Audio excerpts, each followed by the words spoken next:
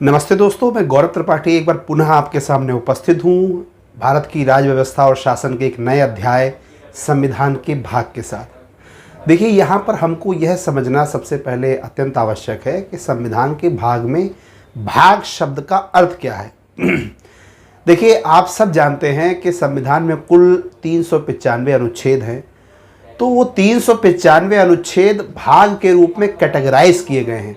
Categorise शब्द से मेरा तात्पर्य यहाँ यह है, जैसे उसमें से कुछ अनुच्छेद विशेष राज्य सरकारों को इंगित किए गए हैं, कुछ केंद्र सरकारों के लिए हैं, कुछ निर्वाचन से संबंधित अनुच्छेद हैं, कुछ राजभाषाओं से संबंधित हैं। तो ऐसे जैसे हम नागरिकता की बात करें तो नागरिकता के अनुच्छेद आप जानते हैं कि अनुच्छेद 5 से और 11 तक, जैसा कि मैं यहाँ लिखा भी हूँ, अनुच्छेद 5 से 11 तक नागरिकता के अनुच्छेद हैं।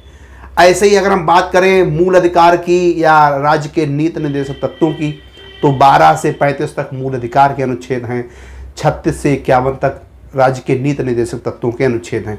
तो कहने का तात्पर्य यह है, आपको पहले यहाँ यह समझना आवश्यक है कि भाग शब्द से तात्पर्य क्या है। तो संविधान के समस्त 395 अनुच्छेदों को अलग अलग कैटेगरीज में एक साथ पिरो के एक भाग के रूप में प्रस्तुत किया गया है, और आप कह सकते हैं कि इस प्रकार से संविधान के कुल 395 अनुच्छेदों को कुल 22 भागों में बांटा गया है। इन 22 भागों से काफ़ी प्रश्न आते हैं आपके छोटी परीक्षाओं अर्थात एसएससी, सीजीएल, रेलवेज, बैंकिंग से लेकर और आपकी स्टेट सिविल सर्विसेज का तो ये फेवरेट क्वेश्चन है, और शायद ही ऐसा कोई बस जाता है जब भाग से कोई न कोई प्रश्न आता नहीं है। अब भाग से थोड़े से क्रिटिकल प्रश्न भी आने लगे हैं, तो मैं आपको आसान से लेके और जो गंभीर प्रश्न भी भाग से, संविधान के भाग से पूछे जाते हैं, वो सभी इस अध्याय में कंप्लीट कराऊंगा। आइए हम देखते हैं संविधान का पहला भाग संघ। देखिए, हम भाग की बात करें, अनुच्छेद की बात करें, अनुसूची की बात करें, जैसा कि आप जानते हैं कि 22 भाग हैं, 12 अनुसूचियां हैं। तो अब भाग हो, अनुसूची हो, अनुच्छेद हो, सभी पे सबसे ऊपर काबिज है संघ और उसका राज्य क्षेत्र। तो इसके अनुच्छेद 1 से लेकर 4 तक संघ और उसके राज्य क्षेत्र का वर्णन किया गया है। भाग 2 पर आते हैं। भाग 2 नागरिकता से संबंधित है। नागरिकता से संबंधित अनुच्छेद 5 से 11 यानी 5, 6, 7, 8, 9, 10 और 11 ये 7 अनुच्छेद हैं। जब आप नागरिकता के विषय में बिंदुवार पढ़ेंगे तो आप जानेंगे कि इन प्रत्येक अनुच्छेदों में क्या है। यहाँ आपको सिर्फ भागों के नाम और थोड़ा सा उसके बारे में सतही जानकारी मेरे द्वारा दी जाएगी, जिससे आप एक समझ विकसित कर सकें। तो नागरिकता में हम क्या पढ़ेंगे कि किसको भारत की नागरिकता दी जा सकती है, किन स्थितियों में दी जा सकती है, कौन भारत की नागरिकता को कैसी स्थिति में खो सकता है। तो वो सारे हम प्रावधानों का नागरिकता के भाग 2 के, संविधान के भाग 2 में अनुच्छेद 5 से 11 में पढ़ेंगे। तो दूसरा भाग है नागरिकता का। तीसरा भाग मौलिक अधिकार। किसी भी परीक्षा में, विशेषतः स्टेट सिविल सर्विसेज की परीक्षाओं में शायद ही ऐसा कोई प्रश्न पत्र आता है, शायद ही ऐसा कोई वर्ष जाता है जब मौलिक अधिकार से प्रश्न नहीं आता। ऐसा कहा जाता है, ऐसा एक आम मत है कि अगर आपने नागरिकता, मौलिक अधिकार, राज्य के नीति निर्देशक तत्व और संघ और राज्य सरकार को पढ़ लिया है, मैं पुनः रिपीट कर रहा हूं, नागरिकता, मौलिक अधिकार, राज्य के नीति निर्देशक तत्व, संघ सरकार, राज्य सरकार और मौलिक कर्तव्य, अगर इतना पोर्शन भी आपका तैयार है, अच्छे से तैयार है, तो कहने को तो भाग 22 है, लेकिन इन 6 भागों से ही आपको, अगर मान लीजिए 20 प्रश्न आते हैं तो आपको 14 से 15 प्रश्न आपको इन्हीं 6 भागों से मिलते हैं। तो ये 6 भाग बहुत महत्वपूर्ण हैं। इनके विषय में आपको सतही जानकारी भी महत्वपूर्णता से लेनी है, और जब आप अंदर इंटर करके पढ़ेंगे तो इनको बहुत ही गंभीरता से पढ़ने की आवश्यकता है। मौलिक अधिकार, हमारे संविधान में 6 मूलभूत मौलिक अधिकारों को इंट्रोड्यूस किया गया है। उनके अंदर भी घुस के जाके कई सारे मौलिक अधिकारों को तोड़ा गया है, बांटा गया है। वो आप मौलिक अधिकारों के चैप्टर में विस्तार से पढ़ेंगे। यहां आपको यह समझना आवश्यक है कि मौलिक अधिकार भाग 3 पर आता है। कई बार इसका भाग पूछ देते हैं, मौलिक अधिकार का भाग कौन सा है। तो मौलिक अधिकार भाग 3 है, अनुच्छेद 12 से 35 तक इसके अंतर्गत आते हैं। अगला राज्य के नीति निर्देशक तत्व। मैंने आपको बताया था अपने दूसरे लेक्चर में, राज्य के नीति निर्देशक तत्व राज्यों को यह निर्देशित करते हैं कि वह अपनी जनता के लिए जो कानून बनाए, जो नीतियां निर्धारित करें, उनमें राज्य के नीति निर्देशित तत्वों को अपने कर्तव्यों के संवहन के रूप में ले। उसका यह कर्तव्य होगा, राज्य का यह कर्तव्य होगा कि वो कानून बनाते वक्त राज्य के नीति निर्देशक तत्वों का ध्यान रखे। तो राज्य के नीति निर्देशक तत्व अनुच्छेद 36 से 51 में है, यह अनुच्छेद 4 है। और अनुच्छेद 4 के बाद हम बात करते हैं 4 का में। दरअसल में मूल संविधान में अनुच्छेद 4 का नहीं था, इसको 42वें संविधान संशोधन 1976 में जोड़ा गया। मैं यहां लिख भी देता हूं आपके स्मरण के लिए। मौलिक कर्तव्य 42वें संविधान संशोधन 1976 में इसको जोड़ा गया। मूल संविधान में यह भाग नहीं था, इसको 42वें संविधान संशोधन 1976 में जोड़ा गया। मौलिक कर्तव्य देखिए, राज्य के नीति निर्देशक तत्व राज्यों की, राज्य सरकारों के कर्तव्यों को सुनिश्चित करता है, वहीं मौलिक कर्तव्य इंडिविजुअल्स के, व्यक्तिगत की, हम आपके सबके कर्तव्यों को सुनिश्चित करता है। तो इस प्रकार के वर्तमान में 11 मौलिक कर्तव्य हैं, जो आप मौलिक कर्तव्य के चैप्टर में विस्तार से पढ़ेंगे। मौलिक कर्तव्य का भाग 4 का है और ये 42वें संविधान संशोधन में जोड़े गए। तो आप पहले ऊपर के 4 याद रखेंगे। नागरिकता भाग 2, मौलिक अधिकार भाग 3, राज्य के नीति निर्देशक तत्व भाग 4 और 4 का मौलिक कर्तव्य। आते हैं भाग 5 पे। 5 और 6 को एक साथ याद रखिए। संघ सरकार यानी केंद्र सरकार से संबंधित समस्त अनुच्छेद जो 51 के ठीक बाद यानी 52 से प्रारंभ होते हैं और 151 तक जाते हैं। तो भाग 52 से और 151 तक के सारे प्रारूप जो भी अनुच्छेद संविधान में वर्णित हैं वो भाग 5 में वर्णित हैं। उसके ठीक बाद भाग 6 में राज्य सरकार से संबंधित सारे अनुच्छेद जो 152 से प्रारंभ होकर और 237 तक जाते हैं। तो ये 2 आपको अच्छे से याद रखना है। अब प्रश्न अक्सर कैसे पूछता है, प्रश्न पर कहां पर आता है, आपसे वो राज्य सरकार या संघ सरकार ना पूछ के संघ राज्य क्षेत्र पूछ देगा। और बच्चे जो रट कर जाते हैं या याद करके जाते हैं वो यह भूल जाते हैं। उनको यह तो याद होता है कि भाग 5 संघ सरकार से संबंधित है, भाग 6 राज्य सरकार से संबंधित है, लेकिन वो यह भूल जाते हैं कि भाग 7 उसके ठीक अगला जो भाग है वो निरसित है, यानी पहले था लेकिन अब नहीं है, अब उसको 7वें संविधान संशोधन, ऐसे याद रखिए, भाग 7 को 7वें संविधान संशोधन 1956 से निरसित कर दिया गया, हटा दिया गया। अब ये संविधान के मूल भाग में वर्णित जो भाग था 7 अब वह नहीं है। ये अनुच्छेद 238 से संबंधित था, इसको याद रखिए। तो अभी मैं आपसे कह रहा था कि संघ राज्य क्षेत्र के बारे में बच्चे जो कंफ्यूज होते हैं वो भाग 5 और भाग 6 के बाद सीधे भाग 7 लगा देते हैं, जबकि उसका भाग 8 है।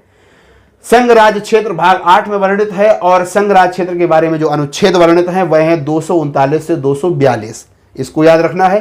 पंचायतें, अभी पंचायतों के चुनाव हुए हैं उत्तर प्रदेश में। हर राज्य में पंचायतों के चुनाव होते हैं। पंचायतों के विषय में हम जानते हैं कि स्थानीय स्वशासन का हिस्सा हैं।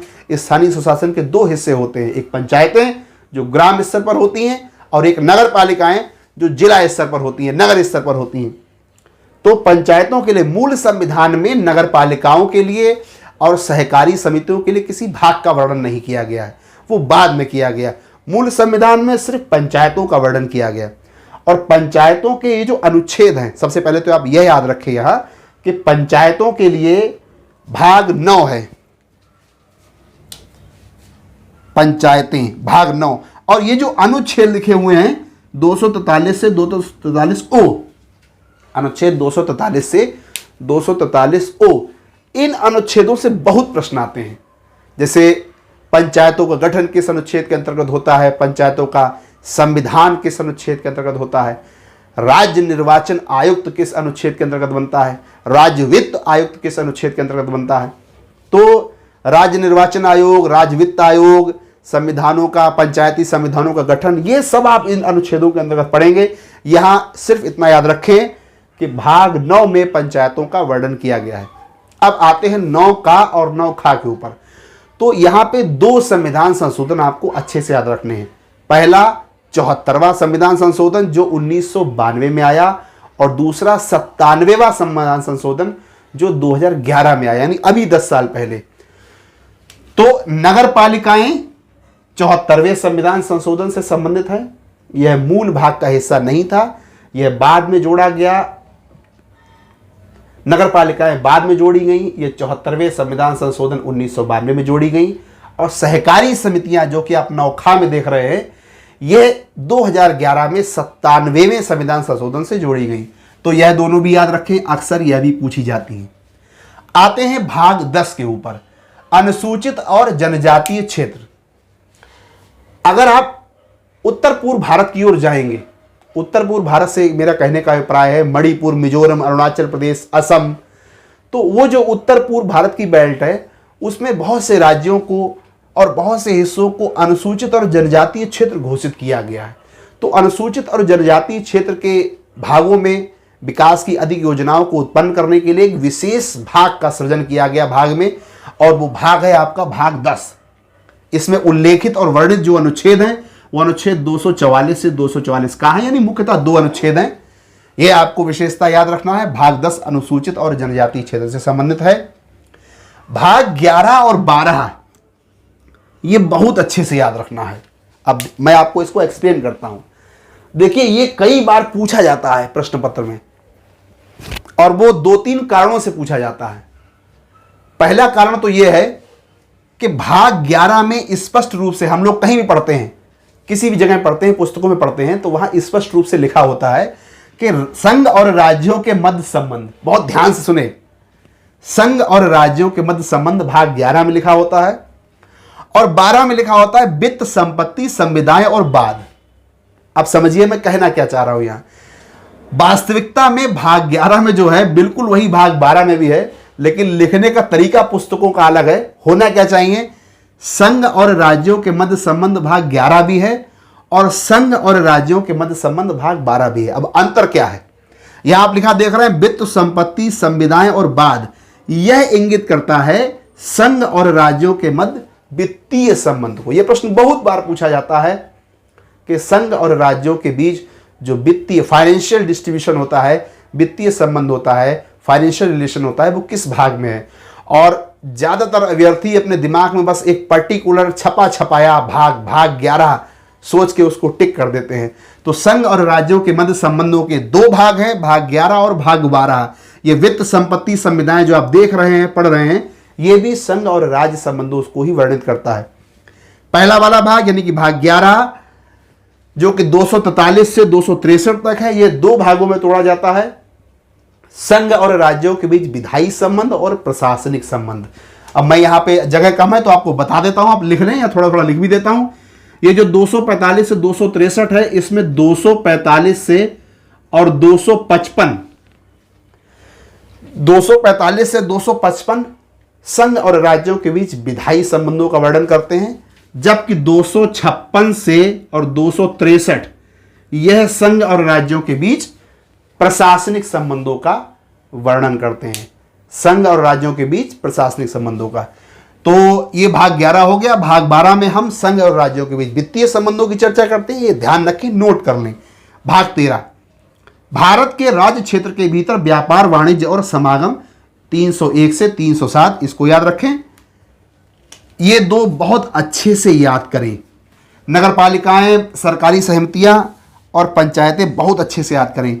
ये बिल्कुल नागरिकता से लेके मौलिक अधिकार, राज्य के नीति निर्देशक तक तो मौलिक कर्तव्य, संघ राज्य सरकारें बहुत अच्छे से याद करें। भारत के राज्य क्षेत्र के भीतर व्यापार, वाणिज्य और समागम, इसको याद रखें। आप चाहें तो इसको स्किप कर सकते हैं, स्किप कर सकते हैं। कहने का तात्पर्य यह नहीं है कि आप पढ़े ना, लेकिन किसको अच्छे से याद रखें, यह कहने का तात्पर्य यह है कि यह बिल्कुल स्वप्न में भी ना भूलें। राज्य और संघों के मध्य, संघ और राज्यों के मध्य अधीन सेवाएं 308 से 323। इसके बाद एक 14 का जो कि 323 का और 323 खा है, यह भी बाद में जोड़ा गया। यह 14 का भी बाद में जोड़ा गया। दरअसल में जो मैंने यहां आपको लिखाया कि 42वें संविधान संशोधन 1976 में मौलिक कर्तव्य जोड़े गए, तो 42वें संविधान संशोधन 1976 में, जो कि लघु संविधान भी कहा जाता है, इसमें 2 भाग जोड़े गए।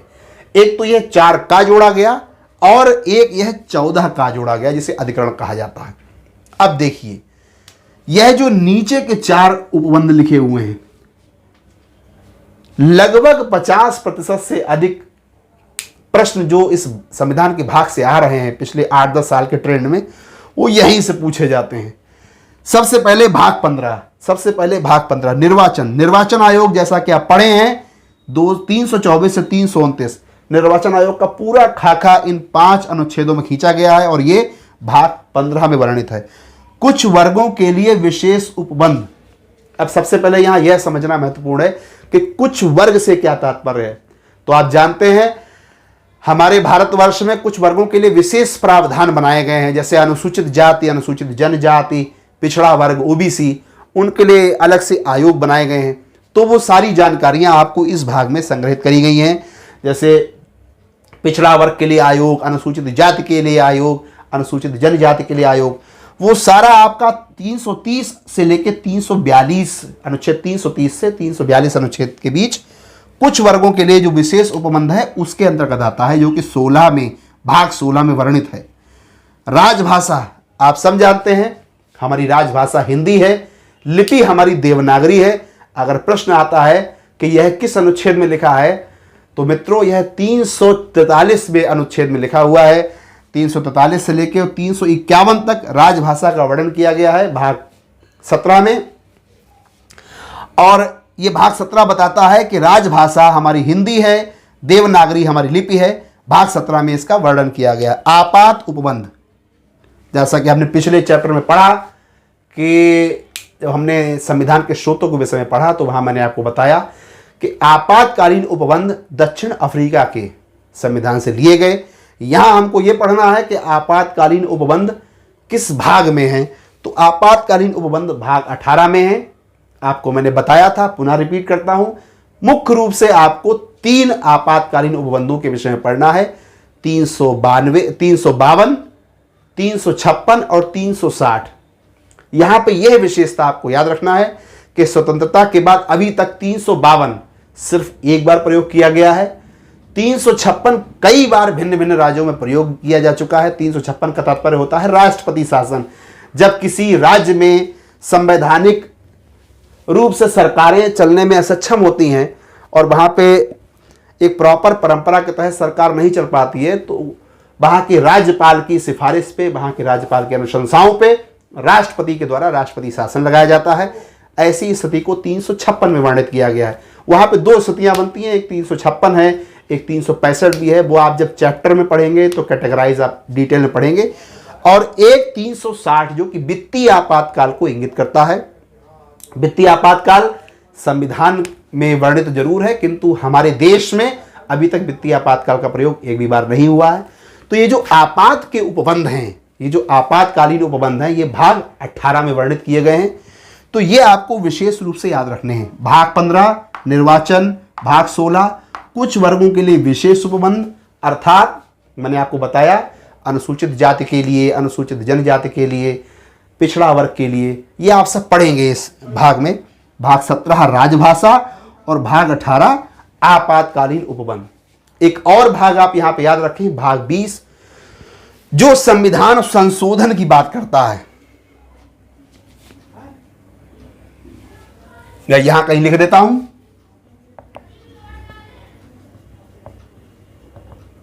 संविधान संशोधन, यह भी देख सकते हैं, यह भाग 20 में है। और इस 20वें भाग जो कि संविधान संशोधन से संबंधित है, ये आप जानते हैं दक्षिण अफ्रीका के संविधान से लिया गया है इसको।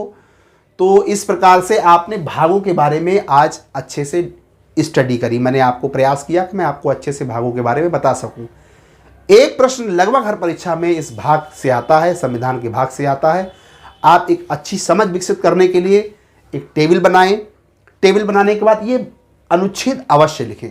देखिए अनुच्छेद लिखने से क्या प्रभाव होगा, आप अगर सीधे भाग याद करेंगे तो बिल्कुल संभव है कि आप भाग याद कर लें, लेकिन जब आप अनुच्छेद याद करेंगे तो एक समझ विकसित होगी आपकी।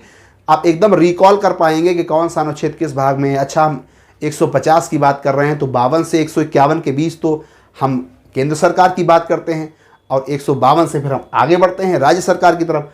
तो कोई आपसे पूछेगा कि अनुच्छेद 150 किस भाग में आता है, आप एकदम रिकॉल करेंगे कि 52 अनुच्छेद 52 से अनुच्छेद 151 संघ सरकार की बातचीत थी, तो ये संघ सरकार में आता है, और संघ सरकार का मतलब भाग 5 में आता है।